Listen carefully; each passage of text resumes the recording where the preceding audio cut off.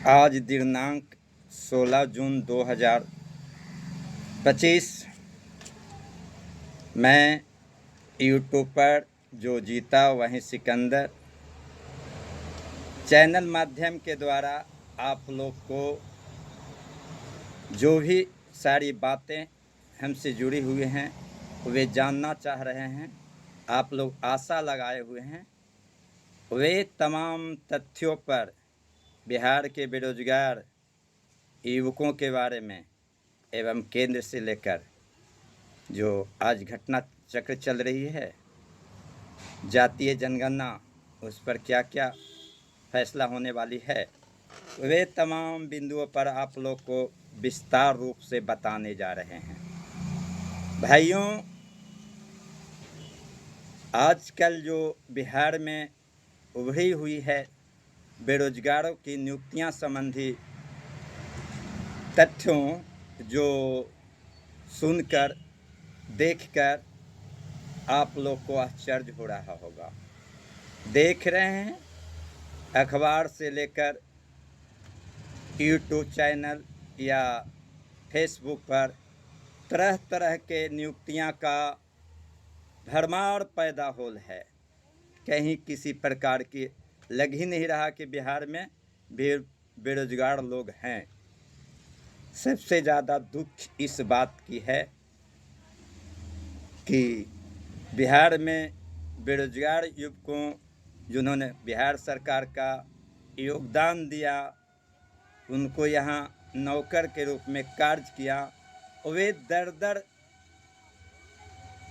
घूम रहे हैं। उनकी गरीबताई, उनका भुखमरी काफ़ी दयनीय हो गई है, जिसके कारण हमेशा अपना प्रयास करने का उपाय ढूंढे, पर आज तक कोई भी उपाय कारगर नहीं दिख पाई।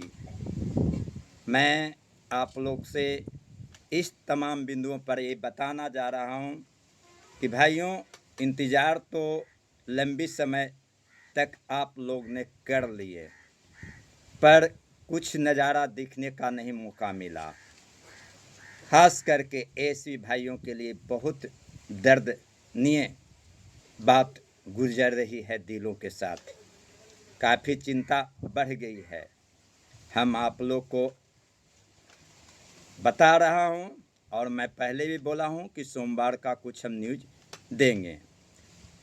एसवी का जो संगठन बनी है, जिनका नेतृत्व कर रहे हैं अध्यक्ष के रूप में ओम प्रकाश जी, अपना प्रयास जारी हैं।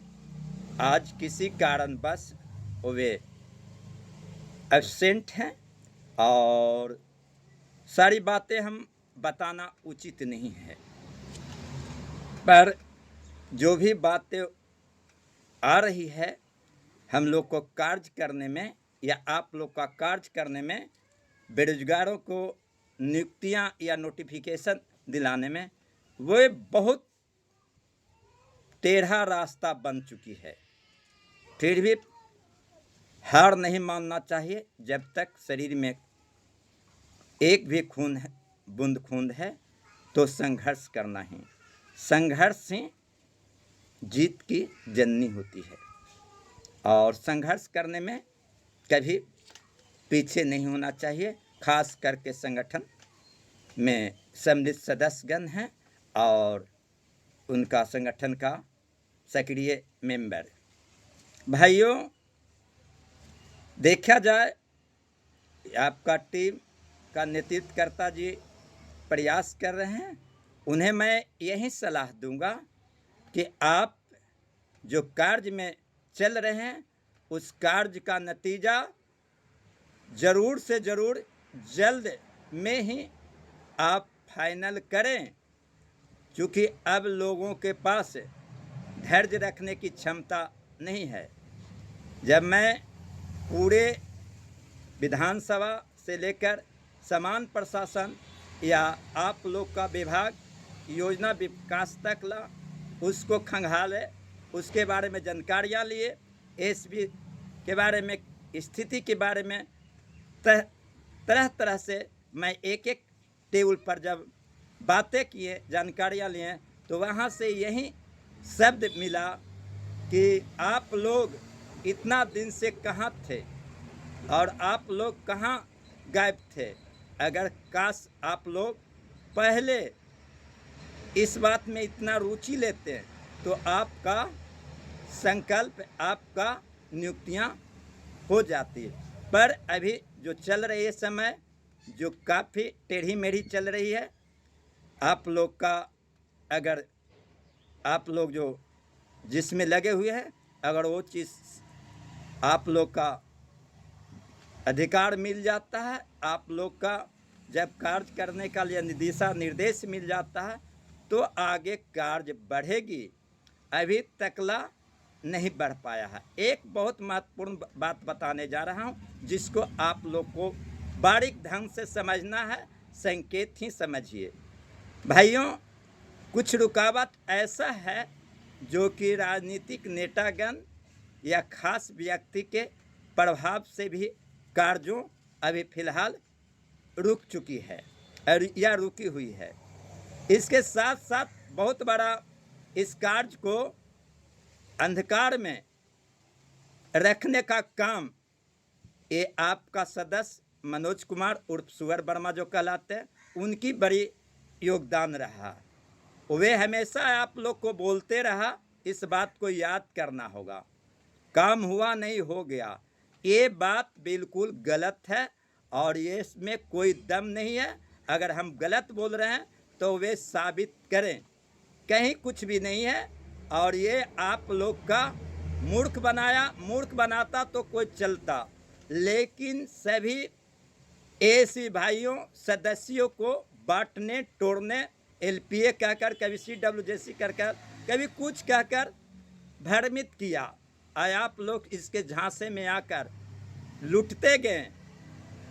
ये दर्दनीय बात है। मैं बता देता हूँ, उनकी जो जिस तरह की आप लोग के सामने जो व्यवहार किया, झूठी बोलकर लोगों जो कार्य करना चाहता था, जो लोग हट बताना चाहता था, जो लोग अपना मुख्यमंत्री से या समान प्रशासन में अपना काम करने के लिए आगे बढ़ना चाहता था, वे सुअर वर्मा, मनोज कुमार रामपीड़ित के बेटा कहलाता, वे रोकने का काम किया। ये मैं नहीं कह रहा हूँ, मैं बता नहीं रहे, ये पूरा बिहार का पूरे युवक लोग, बेरोजगार लोग, एसवी भाइयों लोग ने कह रहे हैं।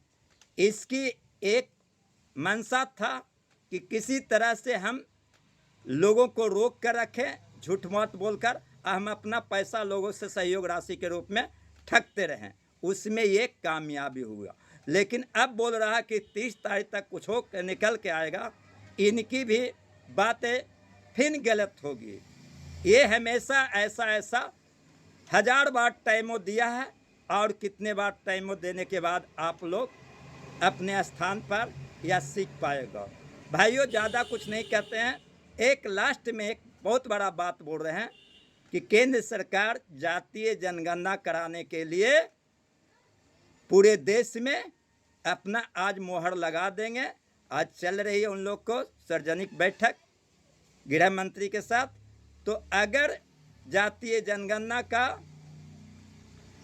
पूरा देश में करने का अधिकार मिलेगा तो वे जातीय जनगणना में आप लोग उस दायरे में आना चाहते हैं तो उसके लिए पुनः याचिका हाई कोर्ट में दायर करना होगा। अगर आपका टीम का संगठन का कार्य नहीं होता था, वे समय मैं संगठन के टीम नेतृत्वकर्ता को मैं इसीलिए बोल रहा हूं कि आप जल्द से जल्द इसका रिजल्ट दें एस नो में। और जो लोग ऐसा एस नो में नहीं करने में देर करते हैं तो समझिए कि वही पिछले सदस्य दोहरा रहे हैं, कार्य गलत ढंग से रोक रहे थे कार्य करने में, तो इनको भी देखा जा सकता है। इसलिए भाइयों एवं बहनों, कम ही समय में हम लोग को निर्णय तय कर लेना है। और जब जातीय जनगणना का निकल जाता पूरा वेबसाइट पर तो हम लोग उस पर याचिका दायर करेंगे कि हम लोग का एक्सपीरियंस है, अनुभव है, हम लोग का ही कार्य दिया जाए। अगर वे कार्य मिल जाती है, वे कर लेते हैं, तो आप लोग की भी एक नए सिरे से जीवन दान मिल जाती है। और रास्ता जो रुकी हुई है नियुक्तियां होने में, उसमें कोई देरी नहीं होगी और नियुक्तियां उसी के आधार पर सिलसिला कहे कि मैं परमानेंट चलते रहेगी। इन्हीं चंद शब्दों के साथ भाइयों एवं बहनों, अगर मैंने कुछ आप लोग को अच्छी बातें बोले हैं या मेरा बातें अच्छी लगी है, लाइक ज़रूर करें। साथ साथ जिन भाइयों ने सब्सक्राइब नहीं किए हैं तो सब्सक्राइब करेंगे तो आप लोग यहाँ नोटिफिकेशन चले जाएंगे और आप लोग मेरा वीडियो को आराम से देख सकते हैं। दूसरे के आशा में नहीं रहेंगे, न ग्रुप में रहेंगे। आप यहाँ सब्सक्राइब करेंगे तो ज़रूर आप यहाँ चले जाएगी सूचना। इन्हीं चंद शब्दों के साथ भाइयों एवं बहनों, आने वाला दिन मंगलवार 17 जून 2025 को पुनः मैं आप लोग को हाजिर होवेंगे। शाम में आप लोग का संगठन उस काम में एक्टिव मूड में रहेंगे। उनका क्या उपलब्धियां होती है वो वे भी बात बताने के लिए आएंगे। धन्यवाद भाइयों एवं बहनों, दोस्तों।